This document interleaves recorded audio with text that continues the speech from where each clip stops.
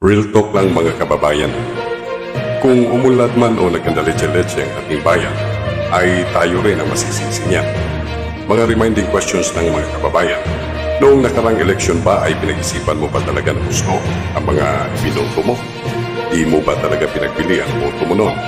Kung nagkamali ka noon, good news ay pwede nating itama ang pagkakaling iyon ngayong parating na eleksyon. Ipakita mo sa sarili mo at sa pamilya mo na ikaw ay prinsipyadong tao, hindi napipili ng salapi ang iyong boto. Ilista mo na kung sino ang iboboto mo bago ka pa pumunta sa presento upang sa ganon ay hindi ka magkakamaling may sulat ang mga pangalan na mga hindi karapat-dapat.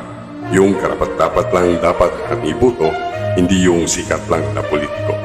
Ang pagboto ay isa sa sakradong pribilehiyo at karapatan na pinagkaloob sa atin ng ating konstitusyon. Kaya gamitin ito ng wasto at huwag ipagamit, lalo na sa mga politikong hindi naman ang nakakaraming mamamayan ang interes ng kanilang mga puso. Pusong may paglilingkod sa mamamayan ay siyang dapat at tibok ng puso ng kandidatong iyong ibuboto upang sa ganon ay maibigay mo ang iyong mandato sa tamang tao. Bumoto ng wasto para pagkakamali mo ay maiwasto.